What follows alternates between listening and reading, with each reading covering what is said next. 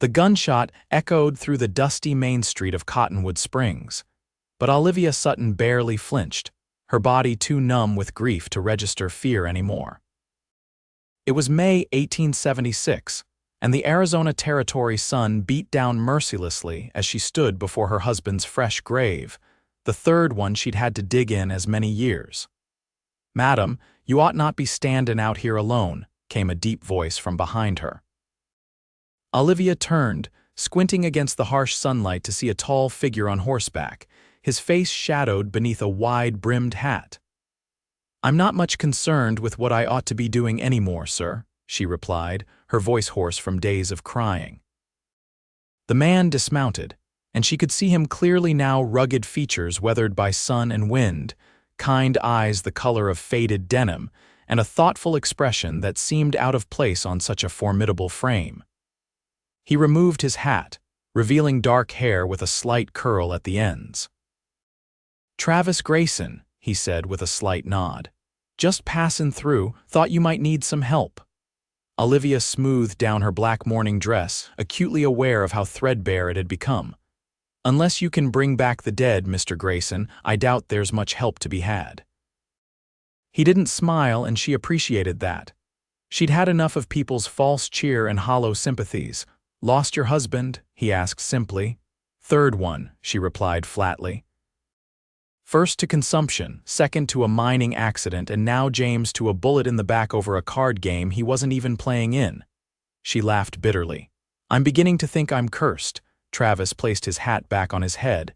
"I don't believe in curses, Mrs. Sutton, Olivia Sutton." "Mrs. Sutton, but I do believe in lending a hand when it's needed. Your place far from here?" Olivia hesitated. She'd learned to be wary of strangers, especially men who appeared too eager to help a widow, but something in his steady gaze put her at ease. "Just outside town." "Small ranch that's seen better days. My husband James, he wasn't much for maintenance." The tears threatened again, but she blinked them away. "I should get back. The chickens need feeding," Travis nodded. "Mind if I walk with you? My horse could use the rest." They walked in silence, the only sounds the crunch of gravel beneath their boots and the occasional distant whinny of horses from the livery stable. Olivia was grateful he didn't press her with questions or unwanted sympathy. When they reached the small, weathered cabin with its listing porch and patched roof, Travis surveyed it with a practiced eye. "That roof won't make it through another winter," he commented. "Not much will," Olivia replied, pushing open the door. The inside was clean but sparse, a table with 3 mismatched chairs, a small pot-bellied stove, and a narrow bed in the corner. A pile of fabric and thread sat untouched on the table. Travis's eyes fell on the sewing materials. "Working on something?" Olivia's cheeks flushed with embarrassment. "Trying to. The mercantile owner said he'd pay for finished shirts and dresses, but..." She gestured helplessly at the bunched fabric. "I've never had a knack for it. 3 husbands and I still can't sew a straight seam. James used to joke that's why he never had proper clothes." Travis stepped closer, picking up a piece of fabric with rough, calloused hands that seemed incongruent with the gentleness of his touch. "My ma taught all her boys to sew. Said a man alone on the trail needs to know how to mend his own clothes. You sew?" Olivia couldn't keep the surprise from her voice. "Nothing fancy, but I can patch a tear and put a button back where it belongs." He set the fabric down. "I could show you if you'd like." For the first time in weeks, Olivia felt a spark of something other than despair. "I'd appreciate that, Mr. Grayson." "Travis," he corrected. "And I'll be around for a spell, looking for work myself. Not much work in Cottonwood Springs unless you're mining or gambling." His lips quirked into a half-smile. "I'm handy with horses." "Thought I might talk to the livery owner tomorrow," Olivia nodded. "Mr. Fletcher's getting on in years. He could use the help." She hesitated, then added, "If you're looking for a place to stay, I've got a small lean-to out back. It's not much, but it's shelter." Travis studied her face. "People might talk. People always talk, and I need that roof fixed more than I need their approval." She straightened her shoulders. "I can't pay you, but I can provide meals and a place to sleep." "Seems fair," he agreed. I'll fetch my things and be back before sundown." True to his word, Travis returned as the sun was dipping below the horizon, leading his horse with a small pack of belongings. Olivia had prepared a simple stew, stretching the vegetables as far as they would go. As they sat at the worn table, Travis's presence filled the small cabin in a way that wasn't imposing but reassuring. His movements were deliberate, his manner respectful. "How long have you been in these parts?" Olivia asked, breaking the silence. "Just passing through," he replied. "Been working my way west for a few years now. Spent some time with a cattle outfit in Texas, then did some scouting for the Army. And before that," Travis's expression grew distant, "Tennessee, had a small farm with my wife. Yellow fever took her in '67. Olivia's heart clenched with recognition of his loss. "I'm sorry," he nodded in acknowledgement. "Life has its ways of changing your course when you least expect it." "That it does," she agreed softly. The next morning, Olivia woke to the sound of hammering. She dressed quickly and stepped outside to find Travis already at work on the roof, replacing rotted shingles with fresh ones. "Where did you get those?" she called up to him. He paused, wiping sweat from his brow. "Stopped by the lumber mill at dawn." "Old man, there had some leftover shingles he was willing to part with for cheap." "I told you I couldn't pay, you're feeding me," he interrupted. "Consider it an even trade."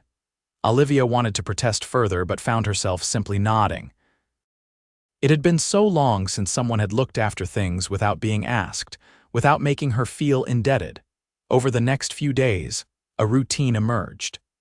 Travis would work at Fletcher's livery during the day, then return to make repairs around Olivia's small ranch in the evenings. True to his word, he began teaching her to sew in the evenings by lamplight. "You're gripping the needle too tight," he instructed, his voice low and patient. "Let it rest easy between your fingers, like this." He demonstrated, his large hands surprisingly dexterous. Olivia tried again, her brow furrowed in concentration. The fabric bunched awkwardly and she let out a frustrated sigh. "I told you I'm hopeless at this." "Nothing's hopeless with practice," Travis replied evenly. "Try again, slower this time." His shoulder brushed against hers as he leaned in to guide her hands, and Olivia felt a strange flutter in her chest, a sensation she hadn't experienced in so long she almost didn't recognize it. She pulled away slightly, disconcerted. "I think that's enough for tonight," she said, rising abruptly. "It's getting late." Travis looked up at her, his expression unreadable in the dim light. "As you wish, Mrs. Sutton." "Olivia," she corrected softly. "You should call me Olivia." The next day brought a fierce dust storm that drove everyone indoors. Travis returned early from the livery, his clothes coated in a fine layer of red-brown soil. Olivia had just finished securing the chicken coop and was struggling to close the stubborn barn door against the howling wind when he appeared beside her, adding his strength to hers, until the latch clicked into place. They ran for the cabin, the wind nearly knocking Olivia off her feet. Travis's hand at the small of her back steadied her as they burst through the door, slamming it shut behind them. "That came up fast," he commented, removing his hat and shaking the dust from it. Olivia nodded, catching her breath. "They always do this time of year. We'll be cleaning dust from every corner for weeks." She busied herself at the stove, thankful she'd drawn water earlier. As she prepared a simple meal, she was acutely aware of Travis moving about the small space, his presence both comforting and unsettling. "How long has it been?" he asked suddenly. "Since your husband passed." Olivia paused, counting the days in her head. "Nearly a month now, and before that, you said there were 2 others. She turned to face him, wondering at his questions. "William died 4 years ago. The consumption took him slowly. And before that, Thomas was killed in a cave-in at the silver mine in '69. We'd been married just 2 years. Travis's eyes held a mixture of sympathy and something else she couldn't quite name. "You've endured more than your share of heartache. We all carry our burdens," she replied. "You lost your wife too," he nodded, running a hand through his hair. Sarah, she was 22 when she died. Sometimes I wonder what kind of life we might have had. Do you think you'll marry again?" The question slipped out before Olivia could stop it, and she felt her cheeks warm with embarrassment. Travis was quiet for a long moment. "Didn't think I would, but lately." His eyes met hers. "Lately I've been reconsidering." The air between them seemed to thicken, charged with unspoken possibilities. Olivia turned back to the stove, her heart beating rapidly. "The stew's ready," she said, her voice slightly unsteady. As the dust storm raged outside, they ate by lamplight, the conversation turning to lighter topics: childhood memories, funny stories, small dreams. For the first time in years, Olivia found herself laughing genuinely, the weight of grief lifting momentarily from her shoulders. After dinner, Travis pulled out his small tobacco pouch. "Mind if I smoke?" "Not at all. James used to."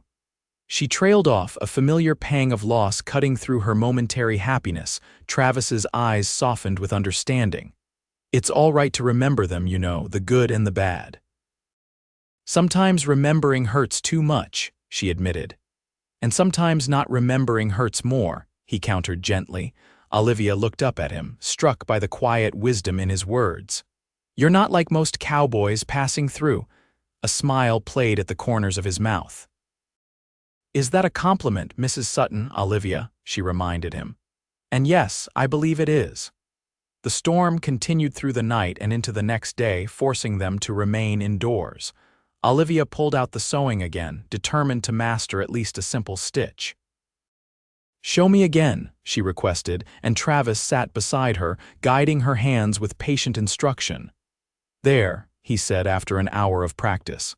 "You've got it now. See how the stitches are even?"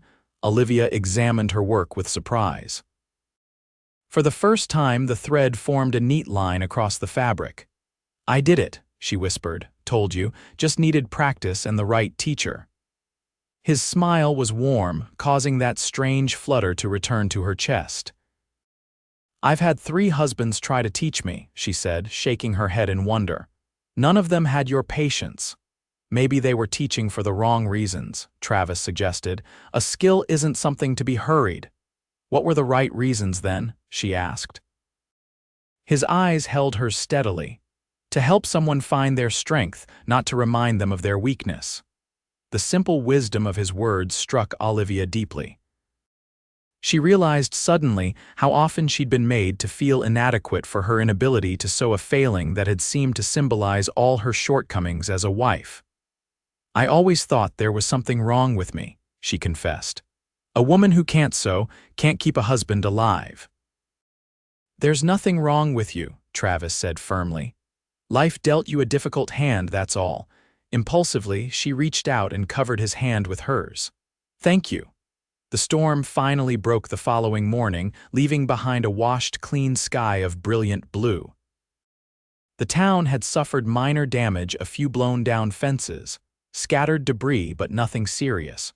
Travis headed to the livery to check on the horses, while Olivia took her newly finished sewing samples to the mercantile. Mr. Peterson examined her work with raised eyebrows. "Well, Mrs. Sutton, this is quite an improvement," he said, sounding genuinely impressed. "I'd be happy to pay for a dozen shirts made with stitching like this." Pride swelled in Olivia's chest. "Thank you, Mr. Peterson. I'd be pleased to accept the work." As she left the store, a group of women from the church society stood gossiping near the entrance. Their conversation halted abruptly as she passed. "Mrs. Sutton," called Mrs. Thornton, the minister's wife. "We were just discussing the new man staying at your property, a rather unusual arrangement, wouldn't you say?" Olivia straightened her shoulders. "Mr. Grayson is renting the lean-to and making much-needed repairs. There's nothing unusual about it." "But the propriety, my dear," insisted Mrs. Thornton. "A widow so recently bereaved with a strange man on her property." "I believe my propriety is my own concern, Mrs. Thornton," Olivia replied coolly. "Good day, ladies." She walked away, heart pounding but head held high. Their whispers followed her down the street, but for once she found she didn't care what they thought. When she told Travis about the encounter that evening, he frowned. I don't want to cause trouble for you. Perhaps I should find other accommodations. No, Olivia said firmly. This is my home and I decide who stays here, unless. A sudden doubt crept in. Unless you'd prefer to leave. Travis set down the bridle he was mending. I've no desire to go anywhere, Olivia, but your reputation, my reputation has survived 3 dead husbands, she interrupted. It can survive a few wagging tongues. His expression softened into a smile. You're a stronger woman than you give yourself credit for. As spring melted into summer, Olivia's small ranch began to transform under Travis's careful attention. The roof no longer leaked, the barn door swung easily on new hinges, and the chicken coop had doubled in size. Her sewing had improved to the point where Mr. Peterson had a standing order for her work, providing a steady, if modest, income. And something else was changing to something between her and Travis that grew with each passing day. Their conversations lengthened, their silences became comfortable, and their glances held meaning beyond mere friendship. One evening in late July, they sat on the porch after supper, watching the sunset paint the distant mountains in shades of gold and purple. A bowl of freshly picked berries sat between them, a luxury Olivia hadn't indulged in for years. I got a letter today, Travis said, breaking their companionable silence, from a rancher near Flagstaff, offering me a position as foreman. Olivia's heart sank, though she tried not to show it. That's wonderful news, a good opportunity for you, Travis nodded slowly. It would be steady work, good pay, a chance to put down roots.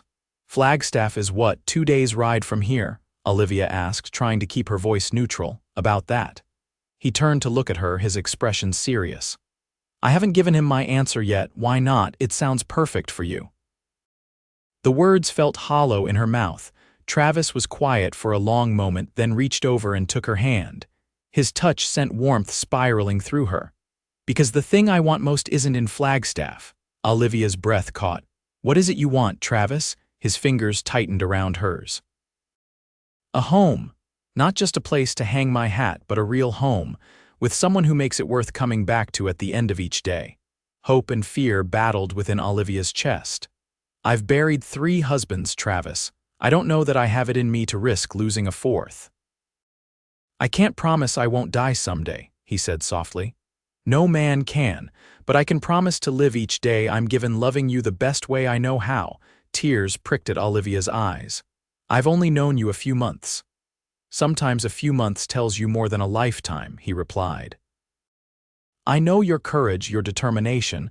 I've seen your kindness and your strength. His hand reached up to brush a strand of hair from her face. I'm not asking for an answer tonight, just asking you to consider it. Before she could respond, he leaned forward and pressed his lips gently to hers, a kiss so tender, it made her heart ache with longing and fear in equal measure. When he pulled back, Olivia found herself leaning toward him, not wanting the moment to end.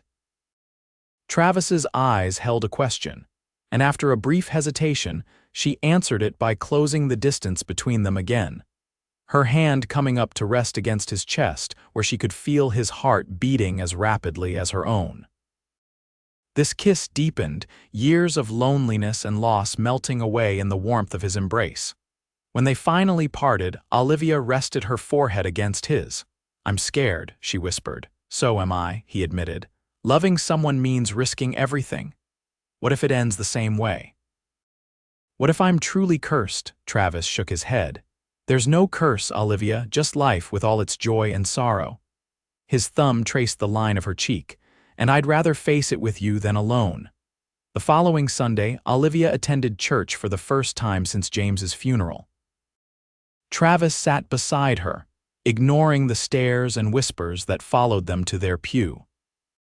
When Mrs. Thornton approached after the service, her expression pinched with disapproval, Travis simply tipped his hat and offered his arm to Olivia, escorting her past the gossiping congregation with quiet dignity.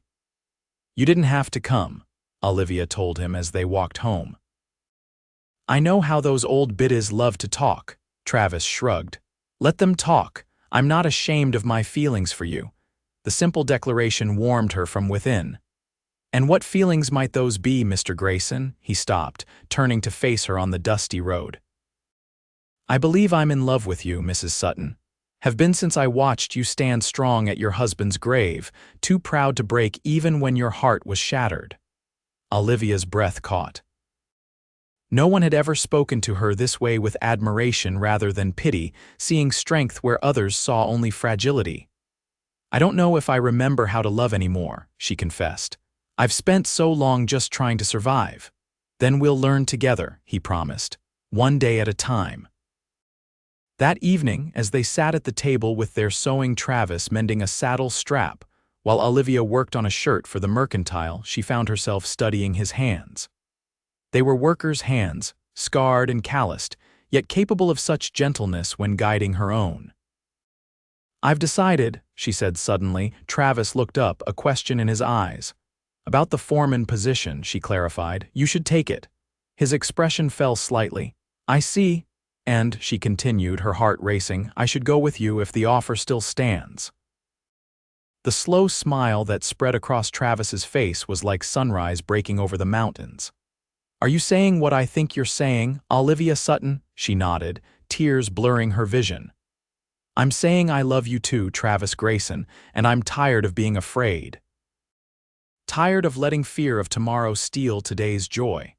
He moved around the table and knelt beside her chair, taking her hands in his. I'll write to him tonight, tell him I'll take the position, but only if I can bring my wife. Wife, she repeated, testing the word. I've been a wife 3 times before and not very successfully. 4th time's the charm, he said with a gentle smile, and this time you won't be facing life's troubles alone. When? She asked. As soon as possible, he replied. Next week, if the minister's willing. Olivia laughed softly. Mrs. Thornton will have a conniption. Let her, Travis said, rising to pull Olivia to her feet and into his arms.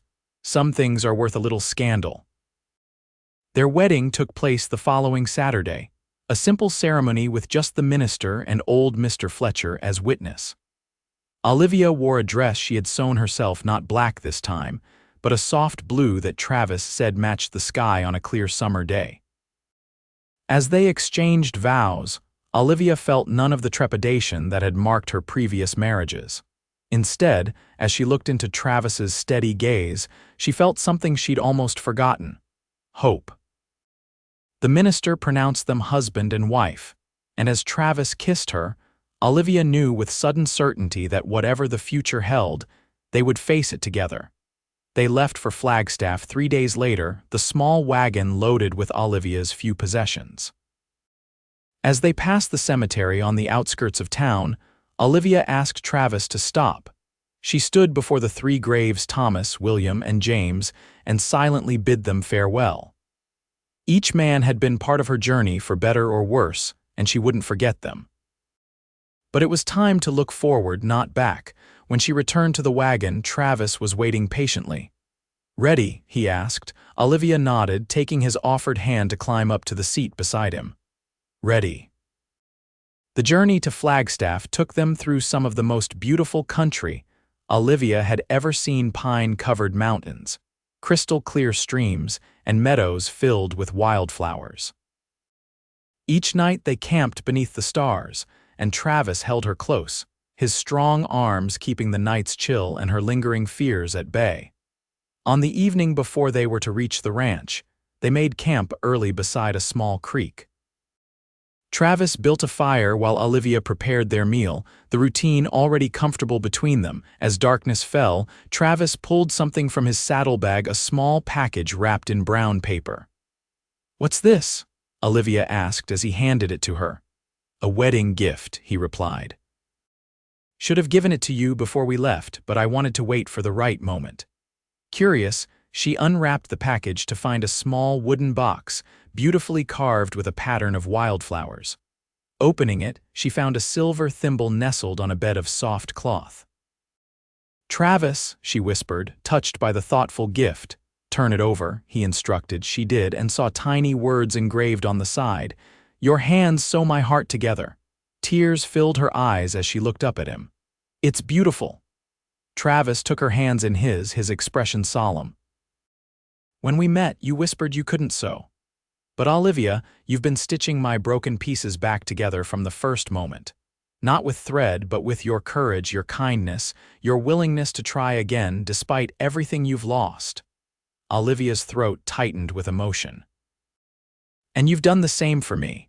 Shown me that I'm stronger than I knew, that I could build something new from the ruins of my life." He pulled her close, his arms encircling her with a warmth that felt like coming home. "That's what love does, I reckon. Mends what's torn, strengthens what's weak."